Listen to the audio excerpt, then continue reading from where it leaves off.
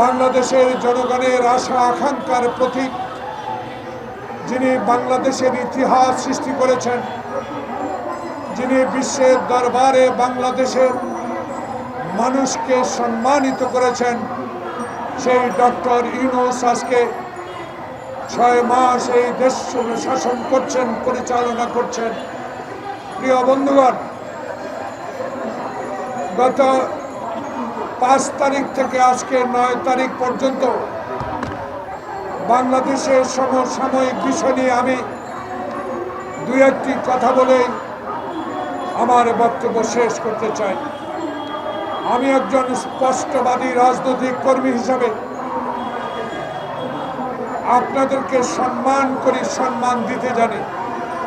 যে সংবাদপত্র সাংবাদিক বন্ধুগণ বিগতের দিনে নিগৃহীত হয়েছেন, বিনা কারণে জেলে গিয়েছিলেন, সত্য কথা প্রকাশ করতে গিয়ে মামলার আসামি হয়েছেন, তাদেরকে উদ্দেশ্যে আমি বলতে চাই, প্রিয় বন্ধুগণ, 5 তারিখ থেকে আজকে 9 তারিখ পর্যন্ত বাংলাদেশে যে সমসাময়িক ঘটনাগুলো ঘটছে, এই বিষয় নিয়ে আমি আমার ব্যক্তিগত কিছু কথা বলার চেষ্টা করতে চাই।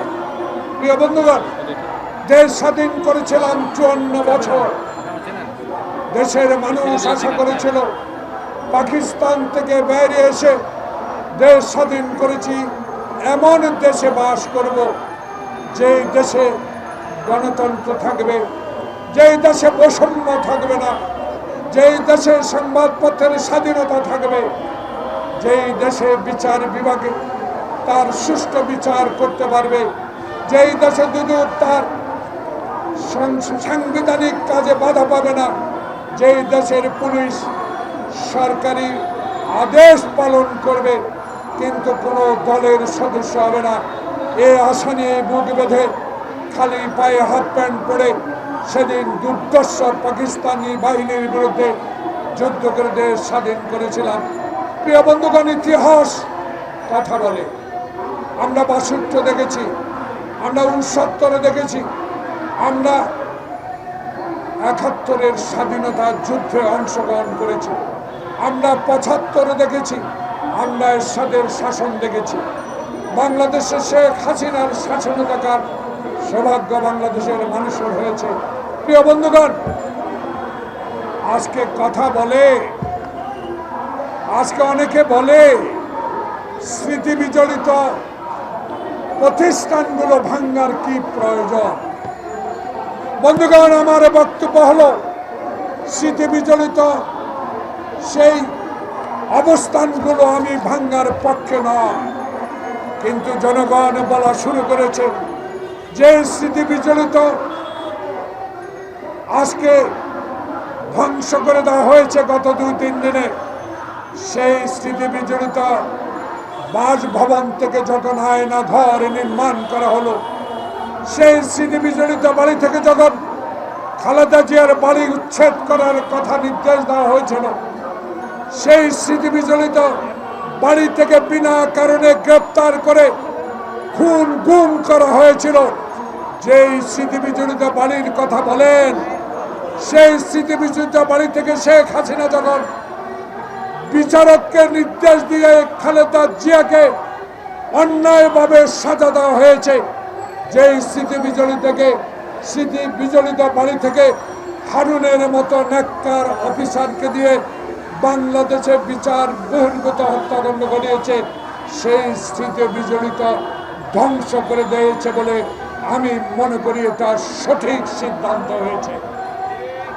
এমন স্মৃতি বিজড়িত বাসভবন আমরা চাই না যেখান থেকে অন্যায় কাজ করা হয়।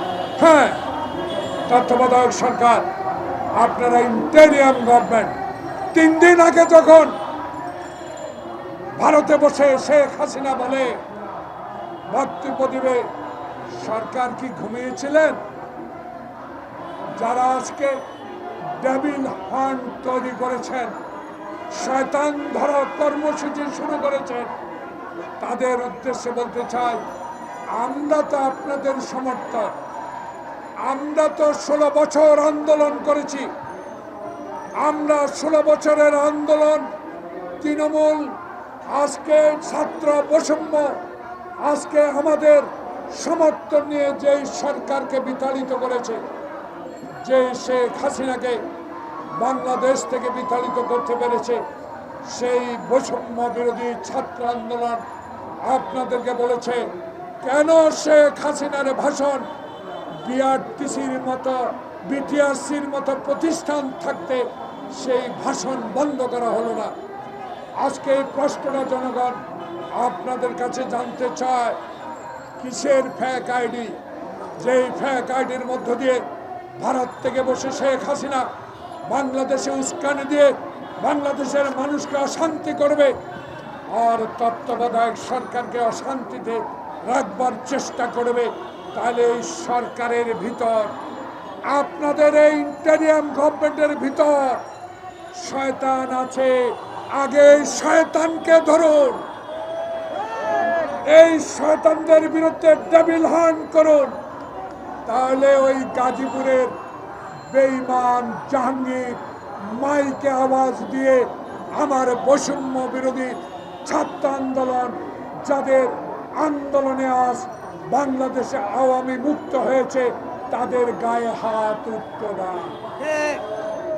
আপনারা যদি সজাগ থাকতেন, আপনারা যদি জনগণের আস্থার সরকার হয়ে থাকেন, তাহলে 3 দিন আগেই থেকে বলা হয়েছে হাসিনা বক্তব্য দেবে।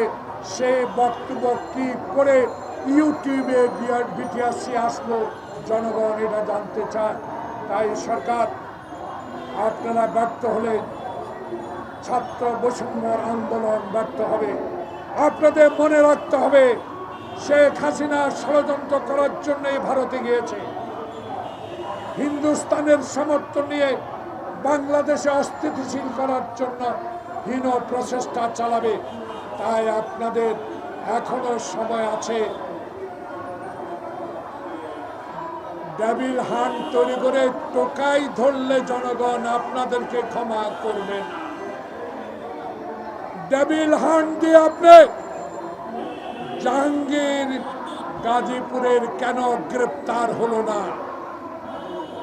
কয়েকজন টোকাইকে গ্রেপ্তার করলে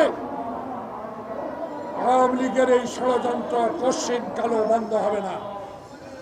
প্রিয় বন্ধুগণ, আজকে পত্রিকায় দেখলাম 2014 সাল থেকে অবৈধভাবে নির্বাচিত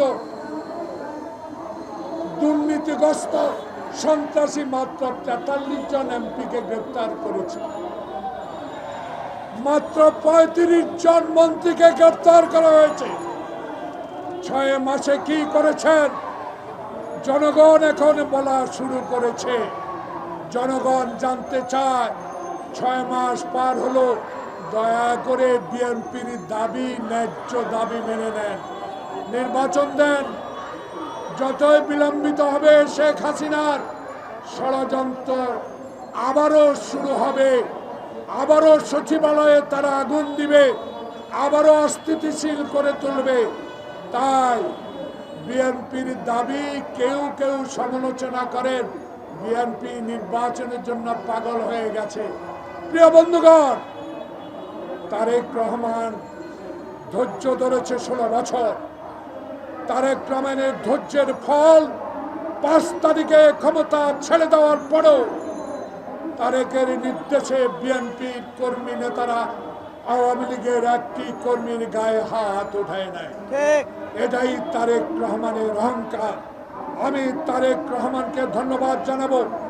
ধৈর্য আপনি ধরেছেন, এখন সেই ধৈর্যের ভার যদি আওয়ামী লীগের ষড়যন্ত্র সচিবালয়ের প্রেতাত্মারা আবার ষড়যন্ত্র করে ব্যাঘাত সৃষ্টি করে, আমরাও আন্দোলনের কর্মসূচি আগামীকাল থেকে শুরু করব। বাংলাদেশে জনগণের আস্থা অর্জনকারী একটি নির্বাচনের দাবিতে সারা বাংলাদেশে আমরা কর্মসূচি দিব এবং এই ইন্টারিয়াম গভর্নমেন্ট মানুষ যেন বলা শুরু না করে নিরপেক্ষ সরকার চাই, তত্ত্বাবধায়ক সরকার চাই। সময় থাকতে রোড ম্যাপ দিয়েছেন, দরকারে টাইম লাইন দেন নির্বাচনের। যত প্রলম্বিত করবেন ষড়যন্ত্র ততই দ্রুতগতিতে ছড়িয়ে পড়বে। তাই আমার বক্তব্য স্পষ্ট, ইন্টেরিয়ার গভর্নমেন্টের কাছে আমরা আপনাদেরকে সমর্থন করি, আমাদের সমর্থন আপনাদের কাছে আছে, কিন্তু আইন শৃঙ্খলা দ্রব্যমূল্যের ঊর্ধ্বগতি যদি রুখতে না পারেন এই সমর্থন থাকলেও এই সমর্থন রাখা যাবে না। রোজা আসছে, দয়া করে সিন্ডিকেট ভাঙুন, গ্রেপ্তার করুন, বাকি সন্ত্রাসী দুর্নীতিগ্রস্ত এমপি, সচিব, মন্ত্রী যারা আছে তাদেরকে গ্রেপ্তার করুন। সবাইকে ধন্যবাদ। আসসালামু আলাইকুম।